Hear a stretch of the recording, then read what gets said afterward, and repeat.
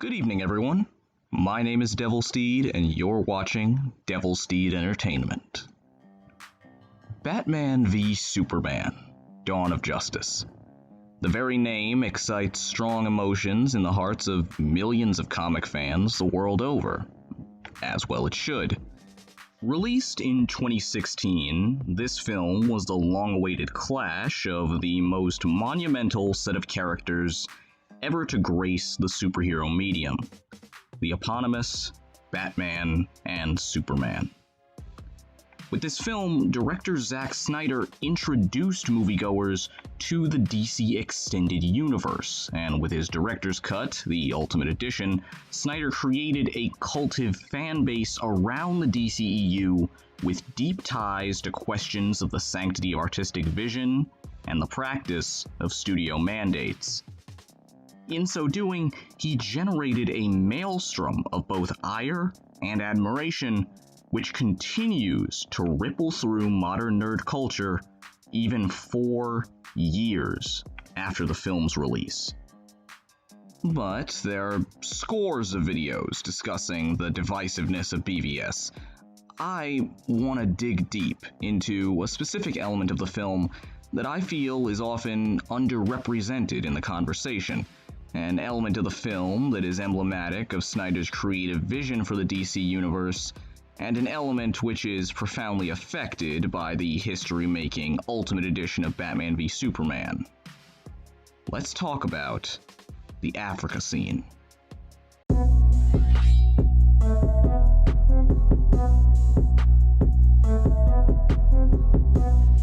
Before I dive in, I'd like to give a huge shout out to Batman v Superman by the Minute. It's a podcast hosted by Stephen M. Colbert and Andrew Dice, where they lovingly and thoroughly break down BvS 1 minute per episode.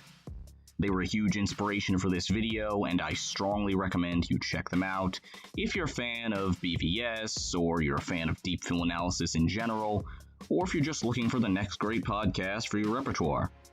A link to their Twitter will be in the description, and you can look for their podcasts wherever podcasts are distributed. Now, for those of you who haven't seen BvS in a while, or maybe a lot of you have only seen the theatrical cut, I'm going to give a brief play-by-play of the Africa scene as it appears in the Ultimate Edition. We open with Lois Lane and photographer Jimmy Olsen in the fictional country of Nairobi. They have an exclusive interview with this guy, General Amajog, regarding an ongoing civil war in said country. We learn that the general is perhaps considered a terrorist, and also that the US is not supposed to be involved in the Nairobi Civil War in any way. As a matter of fact, they've declared neutrality in the conflict. The situation goes south when one of Amajog's conspicuously white private contractors takes and dismantles Jimmy's camera and finds a CIA tracking chip inside. Amajog promptly, makes Jimmy take a nap and takes Lois hostage. Sensing the danger, the CIA then launches a drone strike meant to simultaneously take out the camp and hide their involvement in the situation. CIA ground operatives rush toward the camp in an attempt to rescue Lois, but clearly, they're not going to make it in time. When Lois is taken, the white military guy we saw earlier and some of his associates gun down Amajog's other men, burn their bodies, and flee the scene before, up in the sky, it's a bird, it's a plane, it's Superman. And he swoops in, destroys the drone, and grabs Amajog before exiting vis-a-vis several walls. The CIA ground troops arrive at the camp later to find a pile of scorched dead bodies, a frazzled Lois Lane, and a throng of terrified African women. End scene.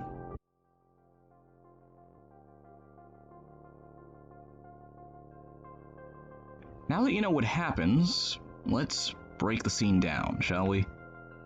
What is the express point of the Africa scene?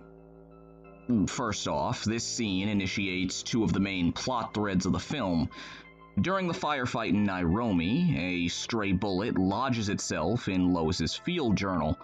This bullet will be the main engine of Lois's storyline in the film, and will ultimately lead to the defeat of primary antagonist, Lex Luthor.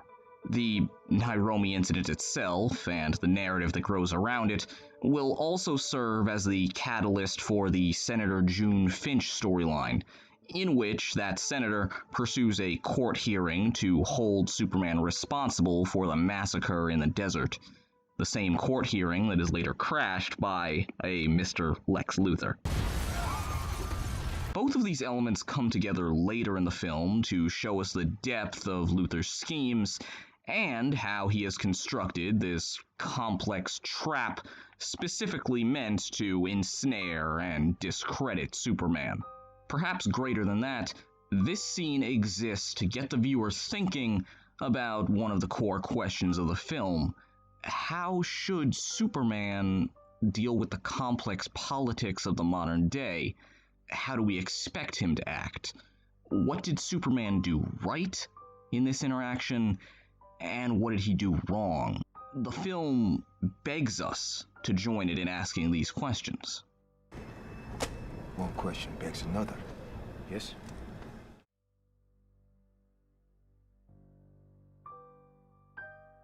Going beyond the narrative function of the Africa scene, the dialogue and interactions in Nairobi set into motion themes and ideas that go on to be integral to the rest of the film. Let's start by breaking down Amajag's dialogue in the scene. Nearly every line that this guy says is a reference to an underlying theme of the movie. The very first thing we hear him say is this. They did not tell me the interview was with a lady. I'm not a lady, I'm a journalist. As I said before, this scene is vital in beginning Lois's primary storyline in this movie, that being the pursuit of the LexCorp bullet. In BvS, Lois serves dual functions in the plot. She drives the story not only as the love of Clark's life, but also she's the intrepid, headstrong reporter that cracks the Luthor case wide open. The line about Lois not being a lady carries through her attitude from Man of Steel and establishes that in this film, Lois Lane isn't just Superman's girlfriend. Of course, she is Superman's girlfriend, and that aspect is a huge part of her story, but we should think of her as a journalist first and foremost. Don't belittle or dismiss Lois Lane. She's important.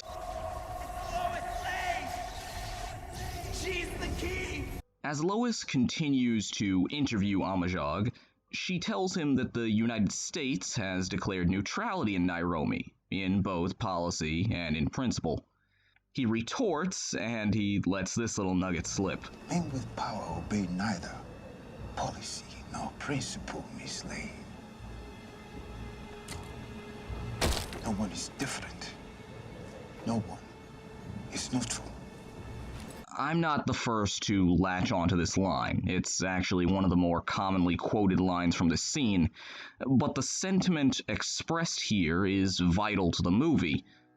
Three of our main plot drivers, Bruce Wayne, Clark Kent, and Lex Luthor, all fit the descriptor of men with power to a T, and all of them obey neither policy nor principle. Bruce Wayne in BvS has no respect for policy. He flagrantly breaks the law, opting instead to rule Gotham by fear of his own horrific, striking, and decidedly brutal brand of justice.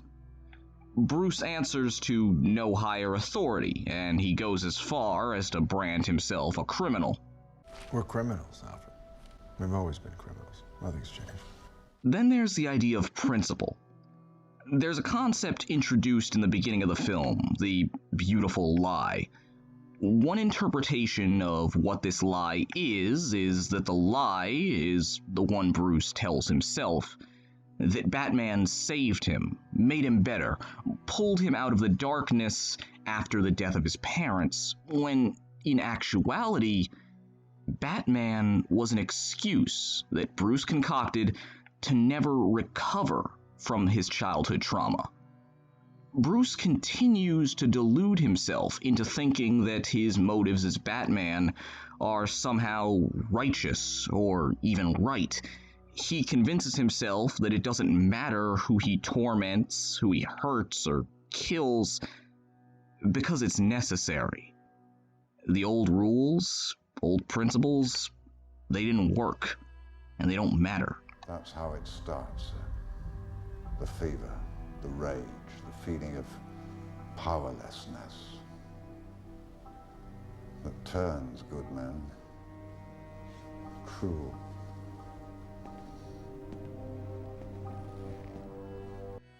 Clark, similarly, is not governed by policy or principle. As Superman, Clark flies around saving people wherever he can, with no regard for borders, boundaries, or politics of any kind. Superman doesn't want to be political. So much so that he ignores the plain fact that by virtue of his actions, he is political. And we live in a political world. What Superman does in Nairobi, publicly violating international law just to save his girlfriend, is a political act with real consequences. Clark has to learn over the course of the film that Superman cannot ignore the public's reactions to his superheroics. If he wants to be a hero, he has to do what his dad told him. Stand up proud in front of the human race. Superman cannot be silent. They're saying I don't care. I don't care what they're saying.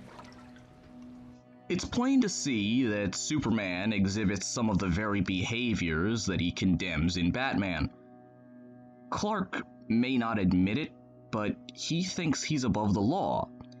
He believes that because he feels he's doing the right thing, it doesn't matter what people say about him. Superman may not be a killer or a brute, but he's as much a vigilante as Batman.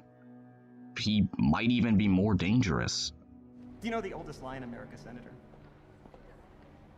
It's that power can be innocent. Then there's Lex. Lex Luthor is a monomaniac. He's determined to destroy the concept of Superman. He wants to tear down the very idea of a benevolent, caring God, and no policy or principle will stand in his way.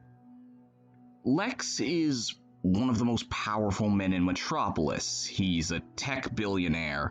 He has politicians and private mercenaries in his pocket, literally eating out of his hand, and he's always the smartest guy in the room. Even so, Lex lusts for more power. He kills June Finch for disrespecting him.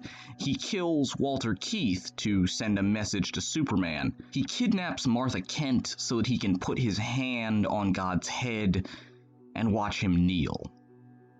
Over the course of the film, Lex murders countless people, threatens others, manipulates, lies, and schemes his way through every law in the book. And he caps it all off by creating Doomsday, an abomination without name, a living, breathing crime against nature itself.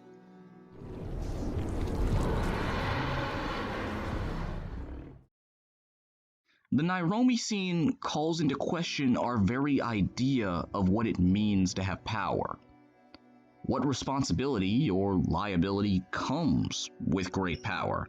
Can men with great power ever truly be good? Is there such a thing as an apolitical act? This is all what Batman v Superman is capital A about. And it's all right here, in the desert.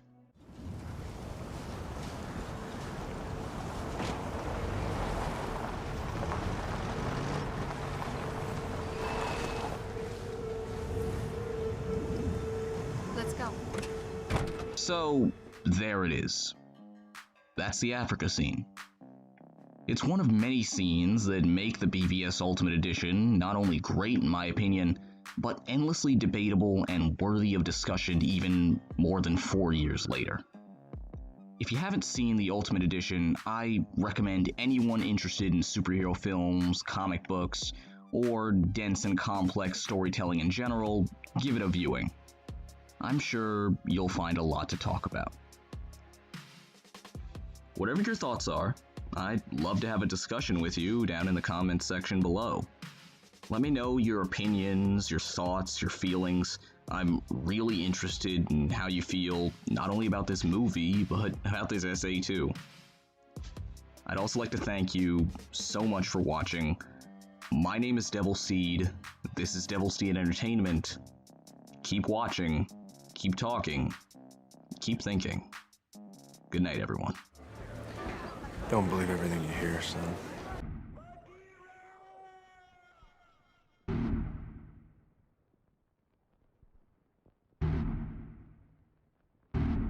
Five, four, three, two.